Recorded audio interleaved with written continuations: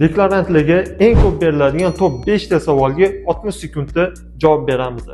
Nimaga rasm-o'shga summasi hamma deklarantlarda har xil chiqadi? Bu ko'pincha deklarant tajribasiga bog'liq bo'ladi. Ya'ni deklarant qaysi narx asosida tovarni rasm-o'shga qilishga ko'zi yetsa, shu narx asosida rasm-o'shkasini chiqarib beradi. Shuning uchun ham hamma deklarantlarda har xil narx bo'ladi. Tamojnidan yukka qanchada olib chiqsa bo'ladi? Xo'p, agar dokumentlarda muammolar bo'lmasa, ko'pincha hollarda почти 90% hollarda bir kun ichida bemalol olib chiqsa bo'ladi.